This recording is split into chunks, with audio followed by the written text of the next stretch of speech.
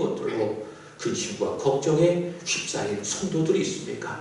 성령은 자유케 하시는 영이라고 말씀해 주셨사오니 성령이여 성령이여 충만하게 역사하여 주셔서 아픈 것들이 있다면 고쳐주시고 묶여진 것들이 있다면 다 풀어주시고 닫혀진 것들이 있다면 다 열어주셔서 주 안에서 주로 말미암아 자유케 되어지는 은혜의 시간, 오늘 예배의 시간, 하나님의 말씀을 듣는 시간이 되게 하여 주옵소서. 감사합니다. 우리도 말씀하실 주를 기대합니다. 주님 사랑합니다. 예수 그리스도의 이름으로 기도하옵나이다. 아멘. 저기서 인사하겠습니다. 사랑합니다. 한 번 더 참 잘 오셨습니다. 피터 웰컴. So nice to meet you. 제가 전에 장로교단 내에 대신교단과 그리고 백석교단이 합쳐진 교단에 속해 있었을 때가 있었습니다. 지금은 제가 대신교단에 속해 있지만은 전에는 그 통합된 교단에 속해져 있을 때가 있었습니다. 그때 제가 백석 측에 있는 교회들을 만날 기회가 있었거든요. 그 중에 한 교회가 있습니다. 대덕구에 위치한 송촌 장로교회인데요. 제가 몇 차례 그 교회도 세미나를 가보기도 했습니다. 그 교회 담임 목사님이 박경배 목사님이신데 한국 정직운동본부의 대표이시기도 합니다. 근데 이 목사님에 대한 소식을 들었습니다. 지난 월요일 새벽에 향년 68세의 나이로 하나님의 부르심을 받으셨다라고 하는 그런 소식을 들었습니다. 현재 백석 측은요, 정년이 몇 살인가 하면은 75세입니다. 75세인데 아직 더 목회를 하실 수가 있는데 지병이 있어서 그런지 좀 이른 나이에 하나님의 부름을 받았습니다. 지병으로 세상을 떠나셨지만은 그러나 사명이라고 하는 관점에서 본다면 어떻습니까? 이 세상에서 그 목사님께서 맡겨주신 사명을 다 했기 때문에 하나님께서 그 목사님을 그렇게 데려간 것이 아닌가라는 생각을 해봅니다. 저도 그렇습니다. 이 세상에서 제가 해야 될 사명이 있습니다. 그 사명을 다 하기까지 저는 믿습니다. 하나님이 저를 데려가시지 않는다. 그러나 그 사명을 다 하면 하나님께서 데려가신다. 한번 따라합시다. 소명자는 사명자다. 아멘이십니까? 소명을 영어로 뭐라고 이야기하는가 하면 calling 그럽니다. 이것을 부르심 그렇게 이야기를 합니다. 여러분 보통 소명자라고 하면 생각이 나오죠. 저기 뒤에 피터가 신학을 공부하고 있는데 신학생 또는 신학을 가르치는 교수 신학자, 저처럼 교회에서 목회하는 목회자, 아니면 해외에서 복음을 전하는 선교사, 이런 분들을 보통 소명자라 그렇게 이야기를 합니다. 그러나 좀 더 큰 눈으로 보면은 예수를 믿어 구원받은 모든 사람을 다 뭐라고 이야기하느냐? 소명자라 그렇게 이야기를 합니다. 믿습니까? 저도 소명자, 예수 믿고 구원받았기 때문에 여러분들도 예수를 믿고 구원을 받았기 때문에 여러분들도 소명자고, 사도 바울은 이렇게 이야기합니다. 로마서 8장 30절의 말씀을 보시면은 한번 읽어볼까요? 또 정하신 그들을 또한 부르시고 부르신 그들을 또한 의롭다 하시고 의롭다 하신 그들을 또한 영화롭게 하셨느니라. 아멘. 이 말씀 속에 부르셨다 이런 말씀이 있습니다. 이것은 구원을 의미하는 겁니다. 창세전에 하나님께서 구원하시기로 미리 정하신 그 사람들을 누군가 전하는 복음을 통해서 또한 누군가의 권면을 통해서 이제가 때가 되어짐에 그를 부르셨다라는 겁니다. 그래서 구원받은 모든 사람은 누구냐? 부름받은 사람이다. 소명을 받은 사람이다 라고 하는 사실이죠. 자, 그렇다면 그 소명자는 누굽니까? 사명자다 라는 사실이죠.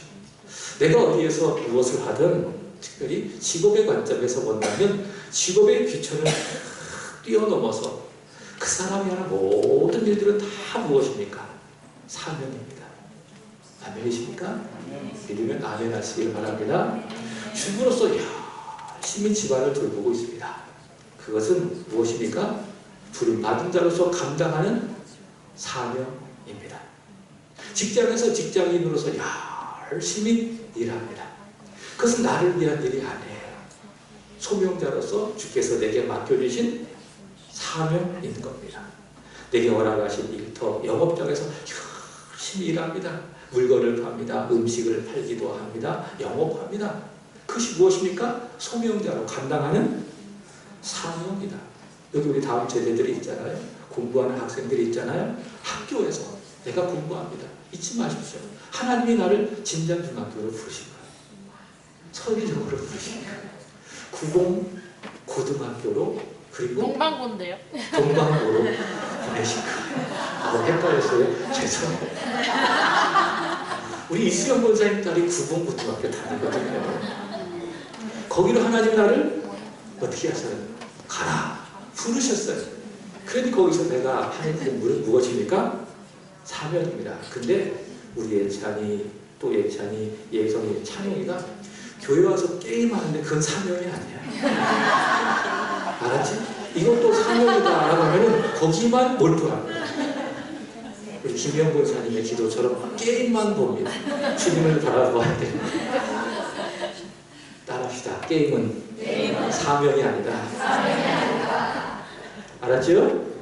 나는 그 게임 하지 말고 다른 사명 좀 감당해. 성경 좀 보고 기도도 좀 하고 찬양도 좀 하고 그게 뭐예요? 그게 사명이다라는 사실이죠.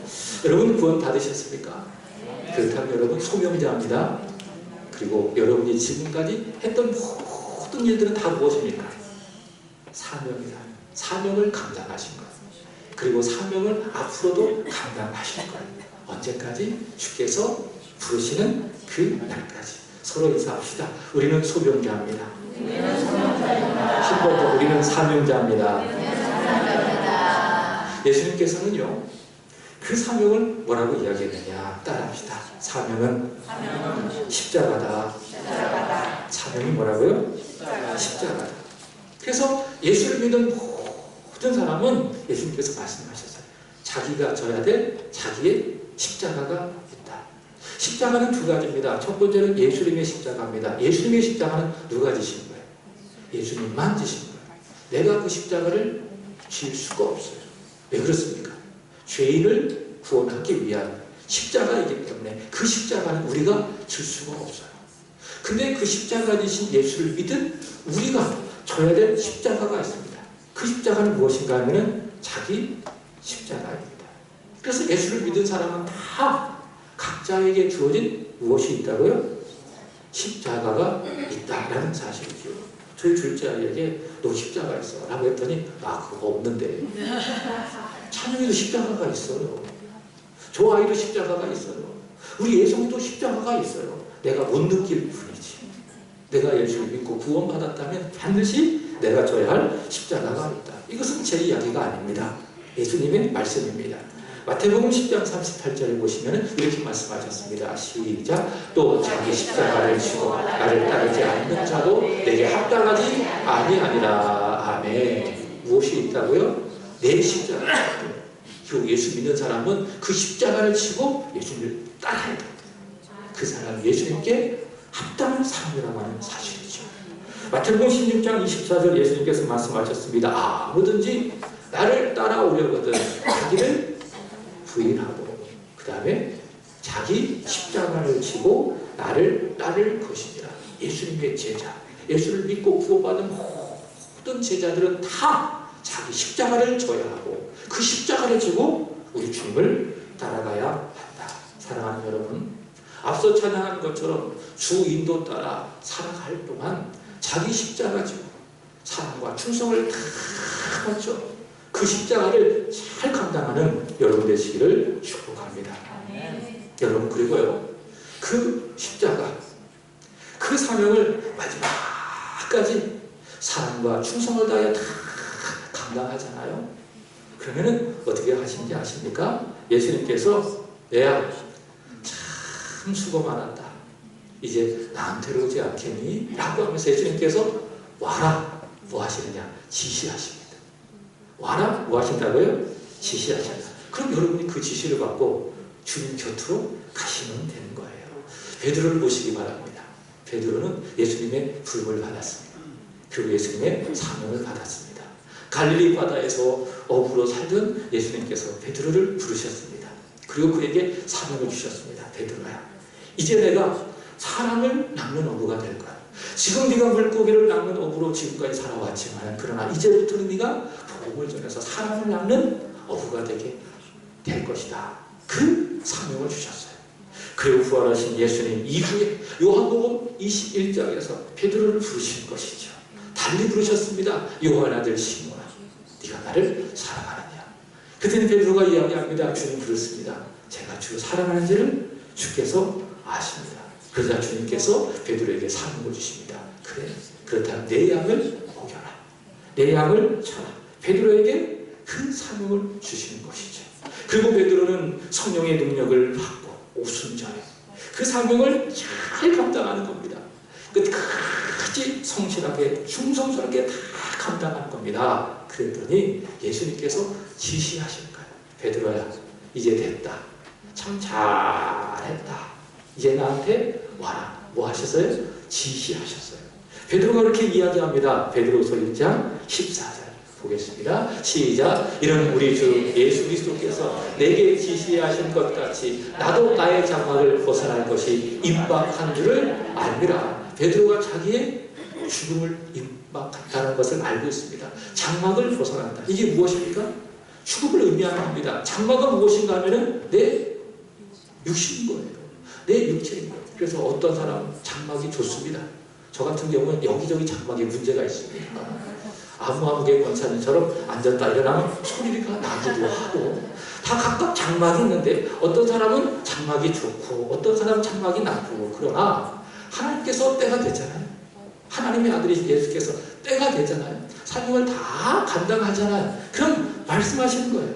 야, 이제 그 장막을 벗고 나한테 와라. 뭐 하신다고요? 지시하신다. 그럼 여러분께서 그 지시를 받고 아멘 감사합니다 라고 주께 가시면 되는 거예요. 사랑하는 여러분, 믿지 마십시오.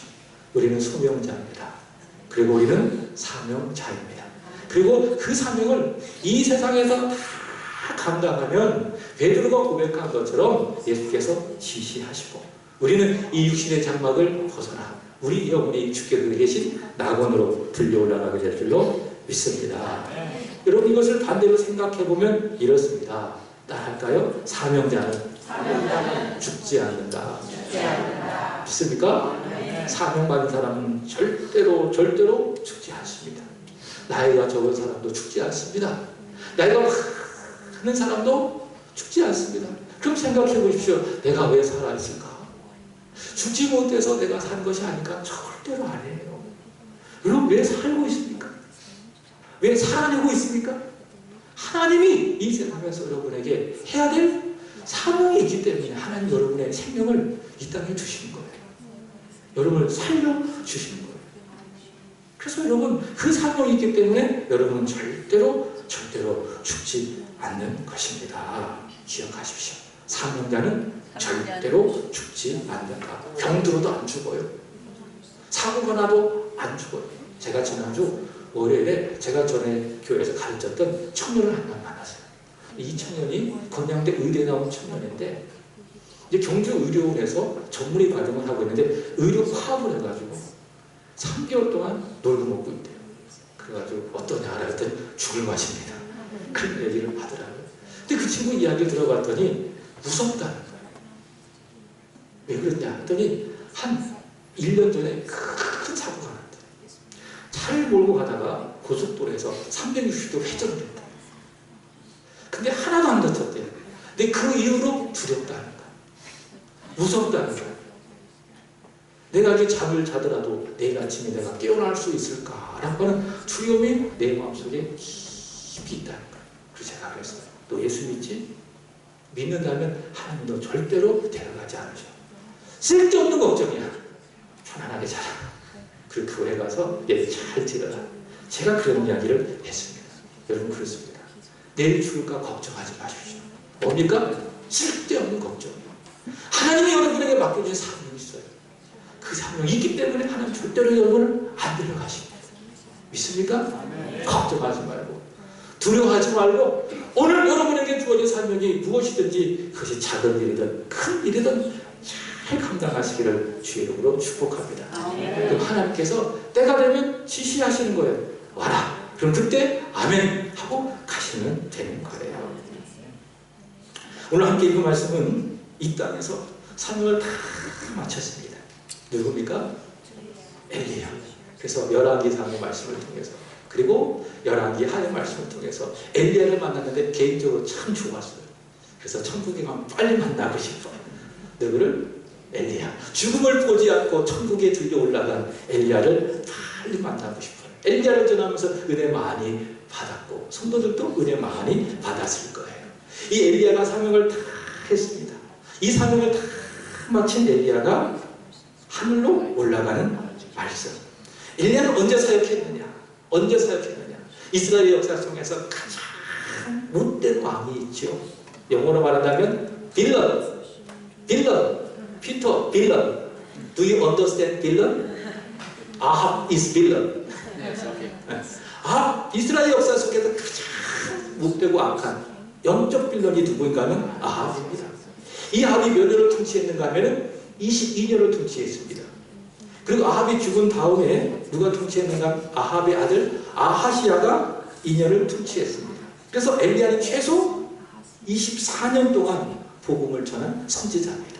하나님의 부름을 받아서 여로보암의 죄를 가볍게 여기고 그리고 하나님이 아니라 바알을 섬기고 아세라를 섬기면서 하나님을 떠난 부패하고 영적으로 타락한 그 시대와 그 사람들에게 그들의 죄를 낱낱이 드러내고 책망하고 너희가 회개하고 여호와께 돌아오라. 그 하나님의 마음을 때로는 기적을 통해서 때로는 하나님의 말씀을 통해서 전했던 선지자가 누구냐? 바로 주의 선지 엘리야다라는 것입니다. 대표적으로 기억하십니까? 엘리야는 몇 장이 나와야 되는가 하면 18장 그리고 하나 더 한다면 19장이 나와야 되는 거예요. 18장이 무엇입니까? 갈멜산 사역입니다. 엘리야 사역의 최절정이죠. 꽃이 활짝 핀 엘리야 사역인데 바알 선지자가 몇 명입니까? 450명. 아세라 선지자 400명. 합 850명과 영적인 전투에서 승리하여서 그는 참 하나님을 증명했습니다. 무너진 자들을 수축하고 엘리야가 여호와 하나님께 간절히 기도했습니다. 하나님, 이 백성에게 여호와께서 참 하나님이심이 증명되게 하여 주옵소서. 이렇게 기도했더니 하나님께서 하늘에서 불을 내려주시고 그 곳으로 인하여서 바알은 가짜고 여호와께서 참 하나님이시다라는 것이 증명되어졌고 그래서 그 당시 것을 본 이스라엘 백성들이 바알을 버리고 여호와께 돌아오게 하지 않았습니까? 그게 엘리야의 사역이에요. 이 백성이 너무 악한 겁니다. 그 왕의 그 백성인 거죠. 그래서 엘리야가 하나님께 간절히 기도했습니다. 야고보서에 의한다면 열왕기상 기록되지는 않았지만 하나님, 이 백성이 너무 악합니다. 그러니 한번 쓴맛을 보여주세요. 그래서 한 것이 무엇인가 하면 하나님, 하늘의 문을 닫아주셔서 비가 내리지 않게 해주세요. 그것을 엘리야가 기도했어요. 쓴맛 보여주게 하기 위해서. 그래서 하나님께 돌아오게 하기 위해서 그렇게 해서라. 그래서 몇 년이 비가 안 왔습니까? 3년 6개월 비가 이슬도 안 내렸어요. 비 한 방울도 안 내렸어요. 근데 열왕기상 18장에서 엘리야가 기도하는 겁니다. 하나님, 이 백성에게 여호와께서 참 하나님이심을 알게 하여 주옵소서. 그래야 이제 하나님께서 불을 내리시더니 조금 있다가 하늘의 물을 활짝 여시고 비를 내리는데 조금 병아리 눈물만큼 내리신 것이 아니라 큰 비를 내려주셨어요. 그래서 제가 말씀드렸잖아요. 하나님께서 우리에게 기도를 들으시고 응답하시는데 조금 쫀쫀하게 응답하신 것이 아니라 아주 넘치도록 하게 풍성하게 응답하신다. 우리 하나님의 마음이 너무 넓으신 하나님이시기 때문에 그 하나님을 기대해보세요. 그리고 엘리야 우리와 성동이 똑같다고 야고보와 이야기했기 때문에 믿음으로 기도하십시오. 하나님이 여러분에게 후하게 풍성하게 응답해 주실 줄로 믿습니다. 엘리야 이런 사역을 통해서 이스라엘 백성들은 하나님을 하는 거죠. 그리고 하나님을 섬기겠다라고 하는 거룩한 결단을 하게 되는 것이죠. 그러나 엘리야의 사역이 후퇴합니다. 그게 몇 장입니까? 19장입니다. 그래서 잘 볼 때 조심해야 돼요. 왜? 그때가 넘어질 수 있으니까. 19장에 가서 엘리야가 넘어집니다. 바알 선지자를 죽였다는 그 소식 듣고 이세벨이 화가 났어요. 분노했어요. 그래서 엘리야를 죽이기 위해서 군사들을 동원합니다. 그러자 엘리야가 너무 무서웠어요. 그 형편을 보고 도망갔어요. 어디까지 도망가느냐? 유다에 속한 브엘세바까지. 또 브엘세바에서 깊은 한 광야로 갔습니다. 그랬더니 저기 무엇인가 로뎀나무가 하나요. 그래서 그 로뎀나무에 들어가가지고 하나님께 기도합니다. 어떤 기도를 했는가 하면 하나님 죽여주세요. 사는 것보다 죽는 것이 낫습니다. 죽여주세요. 하나님께 간절히 기도합니다. 이세벨이 무서운 거예요. 이세벨이 자기를 죽이겠다는 그 사실이 두려운 거예요. 그리고 너무 지친 거죠. 무섭고 지치고 피곤하고. 그리고 얼마나 힘이 들었으면 이해가 돼요. 하나님, 사는 것보다 죽는 것이 낫습니다. 저를 죽여주세요. 그렇게 엘리야가 기도했을까요? 여러분, 믿음 없다고 엘리야 찬망할 것도 없어요. 우리도 그럴 수 있습니까? 없습니까? 있다. 너무 힘들면 그런 기도 나와야 안 나와요? 나옵니다. 차라리 하나님 천국으로 가게 해주세요. 이렇게 사는 것이 너무 어렵습니다. 그게 엘리야예요. 우리의 그 엘리야 보면 누굴 볼 수 있어요? 나를 볼 수가 있는 거예요. 엘리야 청구할 것 하나도 없다. 엘리야 믿음 없다고 정죄할 것 하나도 없다. 왜? 나도 그러니까. 더하면 더했지. 엘리야가 그렇게 했어요. 그래서 하나님 어떻게 하십니까? 천사를 통해서 엘리야를 엘리야를 쓰다듬어 주시고 엘리야를 툭툭 뚫려. 괜찮아. 염려할 것 하나도 없어. 그리고 숯불에 구운 떡을 먹여주시고 한 병의 물을 마시게 하심으로 말미암아 엘리야를 다시 회복시켜 주시고 다시 사역을 감당케 하시고. 그래서 엘리야는 그 하나님을 힘입어 다시 아합에게로 달려가서 열왕기상 21장에서 나봇의 포도 사역을 하지 않습니까?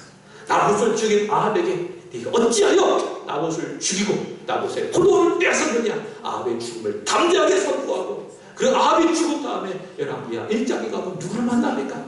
아하시아를 만나서 아하시아에게도 하나님의 공의로운 죽음을 선포하고, 그래서 그들로 하여금 이스라엘 백성을 하나님께 돌아오게 하고 그 사역을 아주 열정 있게 감당하는 겁니다. 오늘의 말씀은 엘리야의 마지막 사역을 소개하고 있습니다. 마지막 사역은 무엇일까요? 바로 후계자를 세우게 됩니다. 그렇습니다. 목사님들이 은퇴 때가 가까이 오잖아요. 그러면은 가장 중요한 사역이 무엇입니까? 후계자를 준비하는 거예요. 모세도 마찬가지였어요.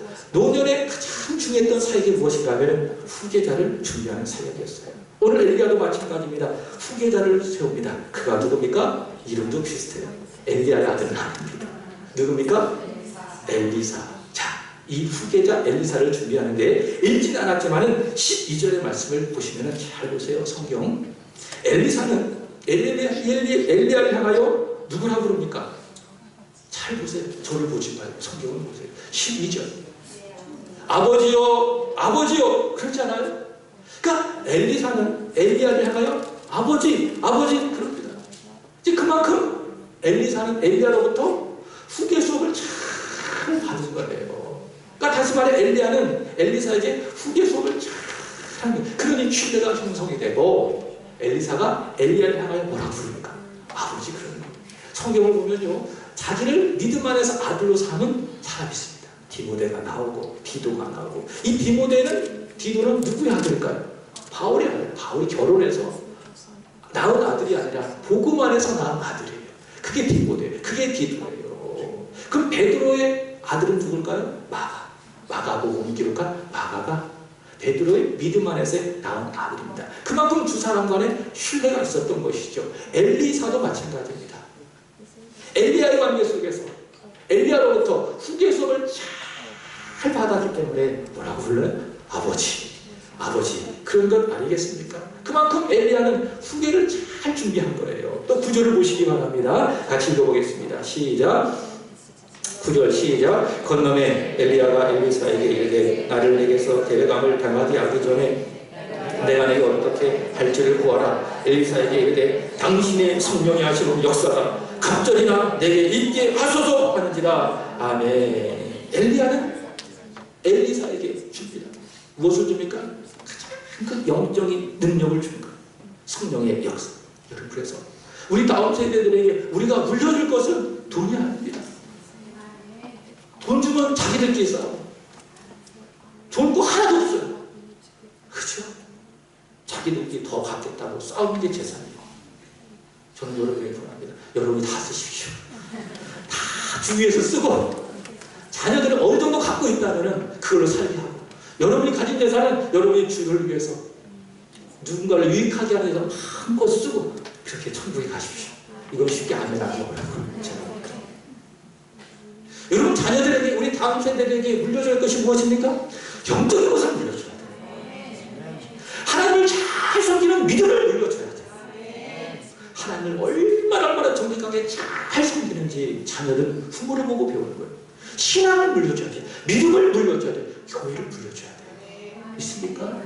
엘리야는 엘리사에게 무엇을 물려주었습니까? 영적인 것, 성령의 능력을 물려주었어요. 엘리야에게 임했던 성령의 갑절의 역사를 엘리야는 후계자 엘리사에게 물려주었다. 이게 사명이에요. 엘리야의 사명이에요. 또 보시면은 3절에 보시면 엘리야는 어디로 갑니까? 베델로 가고, 5절의 말씀을 보시면은 여리고로 가고, 여리고로 갔다가 요단으로 가고, 서울, 대전, 대구 이렇게 가는 거죠. 베델, 여리고, 요단 여기로 다 갔는데 여기 누가 있었는가 하면은 선지자의 제자들이 있었습니다. 그러니까 아직 선지자는 아니에요. 근데 선지자로 훈련받은 제자들이 있는 겁니다. 이것은 어떤 의미인가 하면 그 시대에 학교가 있었어요. 그 학교가 무엇입니까? 선지자를 양성하는 선지자 학교가 있었습니다. 제가 말씀드렸잖아요. 그럼 엘리야는 누구냐? 제 생각입니다. 뇌피셜이라고 이야기하죠. 이 선지자 학교의 교장이지 않을까, 총장이지 않을까, 그런 생각을 해봅니다. 자, 베델, 여리고, 요단에서 선지자의 제자들이 있었는데 엘리야는 그곳에서 선지자 제자들을 만나고 그들로 하여금 어려운 그 시대, 여호람 그 이후에 북이스라엘의 역사가 아주 어려웠잖아요. 그 시대 속에서 하나님께서 맡겨주신 그 사명을 잘 감당하도록 마지막까지 힘을 주고 격려하는 그 사역을 다 한 거죠. 그래서 엘리야는요, 선지자로 부름받은 그 순간부터 마지막 하나님께서 데려가심을 당하는 그날까지 끝까지 선지자들을 잘 감당했다. 그게 엘리야예요. 그러니 하나님께서 얼마나 좋으셨던지, 하나님이 얼마나 기뻐하셨던지 하나님께서 어떻게 하신 거예요? 그를 데려가신 거예요. 11절 보도록 하겠습니다. 시작. 두 사람이 길을 가며 말하더니 불수레와 불말들이 두 사람을 갈라놓고 엘리야가 회오리 바람으로 하늘로 올라가더라. 아멘. 자, 예전에 통일찬송가가 있어요. 그러니까 지금 우리는 새 찬송가인데 통일찬송가에서는 234장의 말씀을 보시면 우리 문건사님 아실 거예요.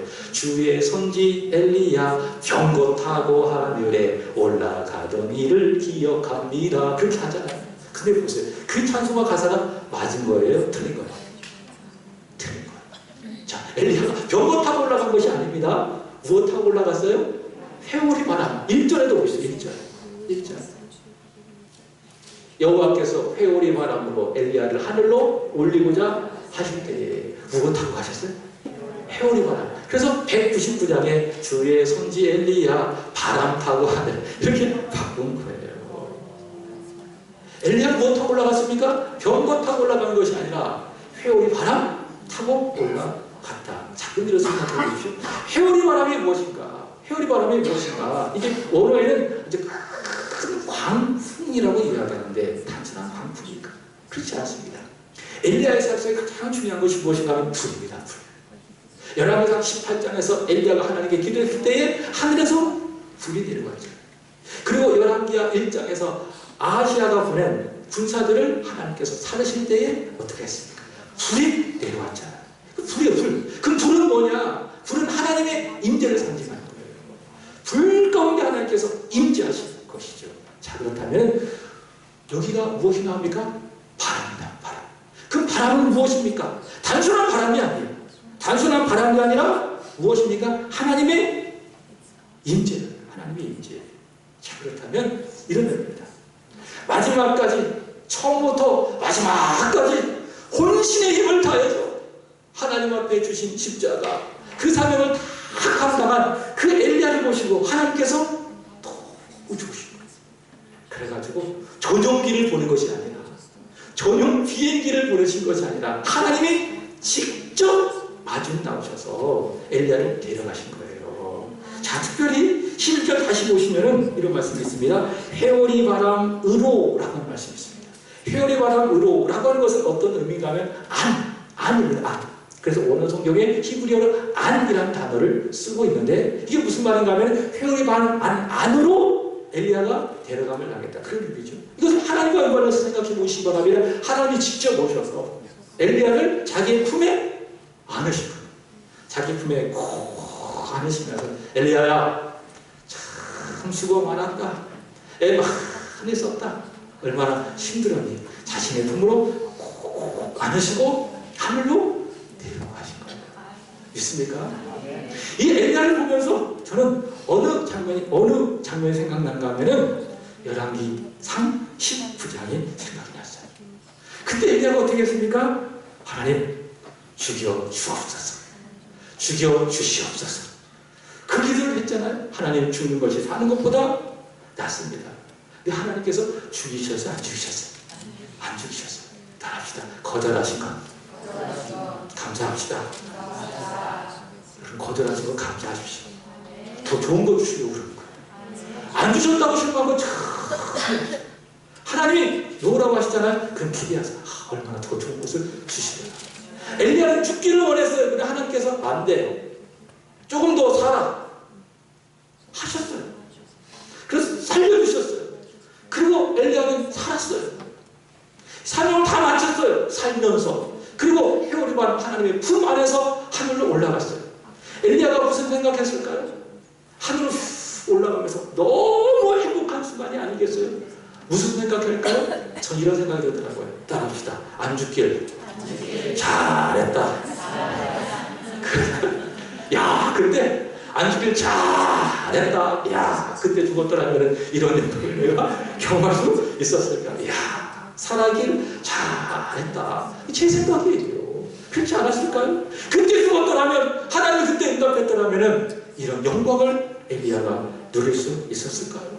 여러분, 하나님은요, 엘리야처럼 자기에게 맡겨진 사명을 끝까지 잘 감당한 사람, 자기 심장을 다 감당한 사람, 이 세상에서 누릴 수 있는 모든 명예와 모든 것을 다 포기하고 예수와 복음을 위해서 그 일생을 드리며 살아간 사람을 반드시 기억하신다. 믿습니까? 사람은 기억하지 않아도 하나님은 기억하시고 반드시 때가 되어지면은 그에게 무엇 주십니까? 상 주신다. 베드로전서 1장 7절의 말씀처럼 칭찬해 주시고 존귀를 입혀주시고 영광을 주신다. 믿습니까? 예수께서 이런 말씀하셨어요. 지난주 성경 읽으신 분들은 아실 겁니다. 요한계시록 22장 12절 읽어보겠습니다. 시작. 보라, 내가 속히 오리니 내가 줄 상이 있어 각 사람에게 그가 행한 대로 갚아 주리라. 믿습니까? 네. 여러분에게 무엇이 있다고요? 상이 있대요. 상. 갚아줄 상이 있대요. 믿습니까? 보이지 않는 곳에서 또는 보이는 곳에서 열심히 주님을 섬기고 이랬던 그 일에 대해서 하나님께서 상을 주신다. 어제 오전에 들어보니까는 3층에 올라오니까는 무슨 뚝딱뚝딱 소리가 나는 거예요.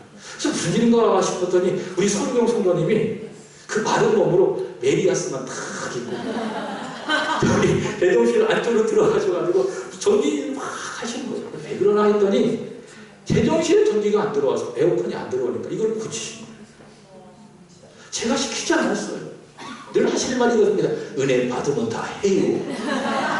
은혜 받으시면 이걸 다 하시는 거예요. 잊지 마십시오.